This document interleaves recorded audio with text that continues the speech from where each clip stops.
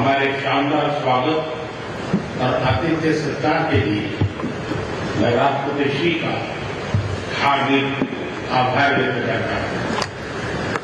आज उज्बेकिस्तान का independence day है। कल किर्गिस्तान का राष्ट्रीय दिवस था। इस अवसर पर मैं दोनों लीडर्स को बधाई और शुभकामनाएं देता हूं। एक्सेलेंसी, पिछले 24 वर्षों में एससीओ का पूरे यूरेशिया क्षेत्र की एक्सटेंडेड फैमिली को जोड़ने में बहुत महत्वपूर्ण योगदान रहा। भारत ने एक सक्रिय सदस्य के रूप में हमेशा कंस्ट्रक्टिव और सकारात्मक भूमिका निभाई। एससीओ को लेकर भारत की सोच और नीति 3 मुख्य स्तंभों पर आधारित है। एससीओ, एस सिक्योरिटी, सी कनेक्टिविटी, ओ अपॉर्चुनिटी।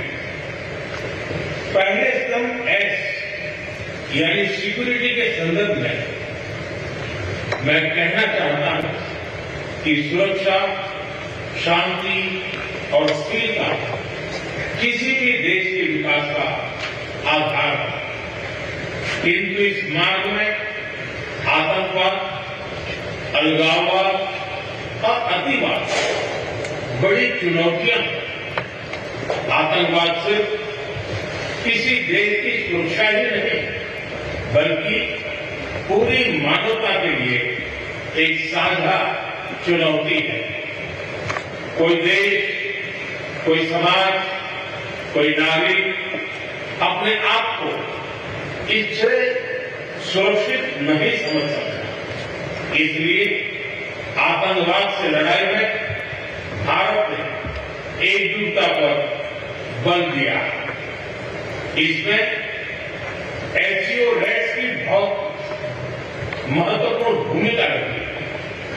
इस वर्ष भारत ने जॉइंट इंफॉर्मेशन ऑपरेशन को लीड करते हुए अल कायदा और इससे जुड़े आतंकी संगठनों से लड़ने का इनिशिएटिव किया।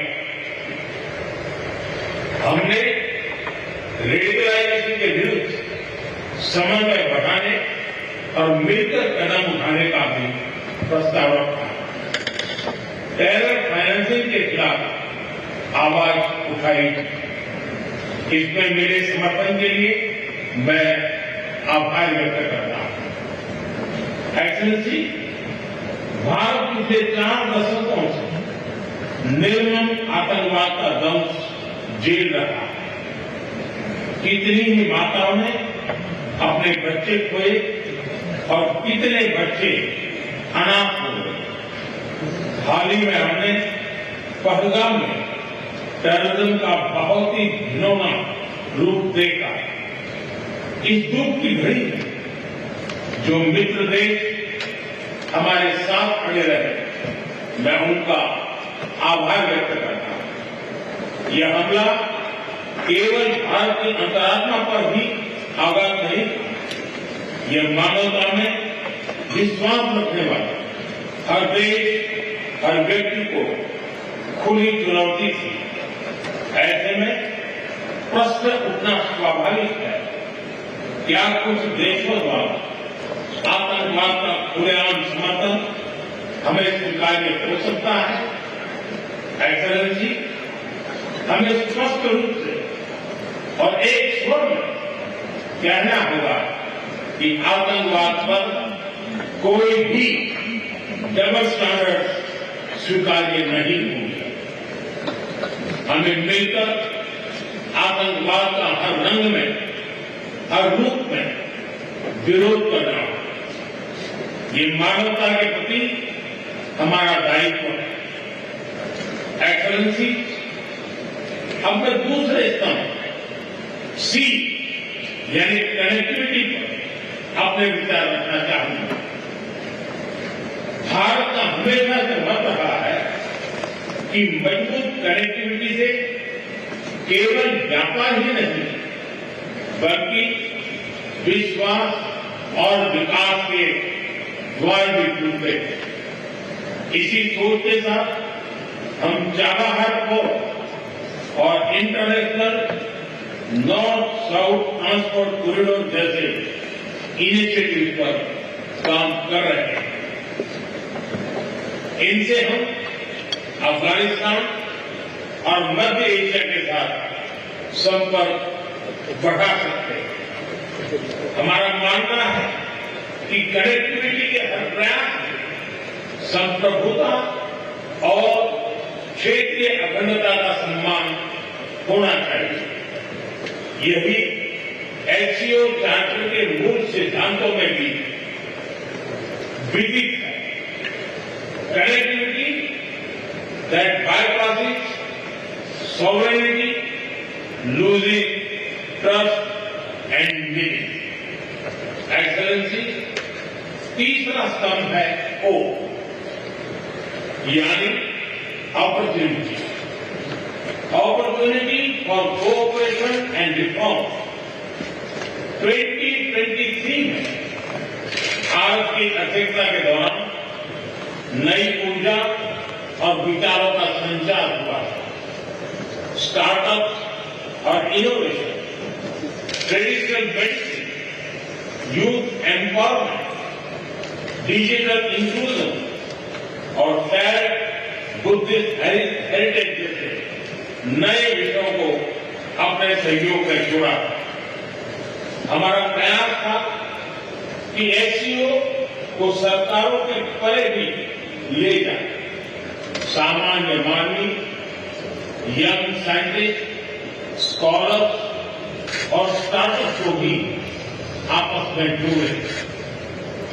हमारे पीपल टू पीपल टाइम को दृढ़ता देने के लिए मैं आज एक और सुझाव रखना चाहूंगा। एससीओ के अंतर्गत एक सिविलाइजेशन डायलॉग फोरम बनाया है।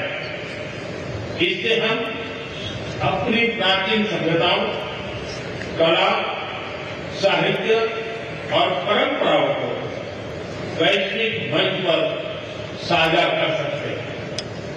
एक्सेलेंसी, आज भारत रिफॉर्म, परफॉर्म, ट्रांसफॉर्म के मूल मंत्र पर आगे बढ़ रहा है। कोविड हो या वैश्विक आर्थिक अस्थिरता, हमने हर चुनौती को अवसर में बदलने का प्रयास किया।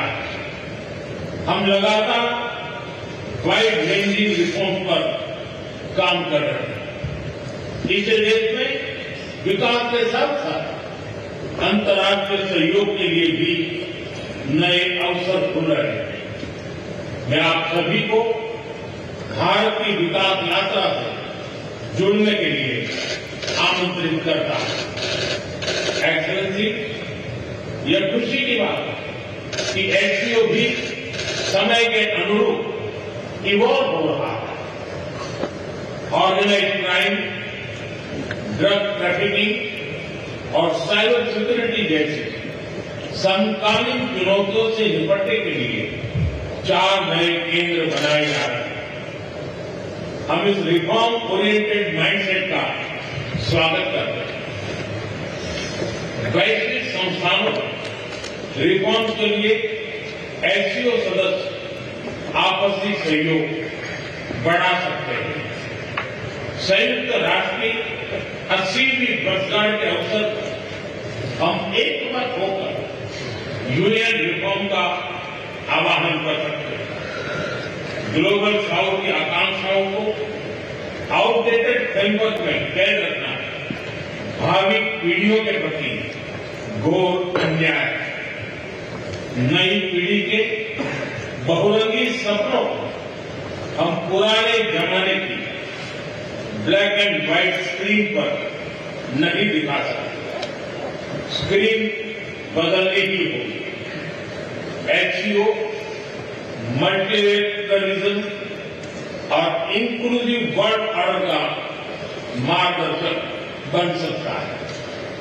मुझे खुशी है कि इस महत्वपूर्ण विषय पर आज एक स्टेटमेंट जारी किया जा रहा है। एक्सेलेंसी, हम सभी पार्टनर्स के साथ समन्वय और सहयोग के साथ आगे बढ़ रहे हैं। मैं एससीओ के अगले अध्यक्ष किर्गिस्तान के राष्ट्रपति और मेरे मित्र प्रेसिडेंट जपारोव को शुभकामनाएं देता हूं। बहुत बहुत धन्यवाद।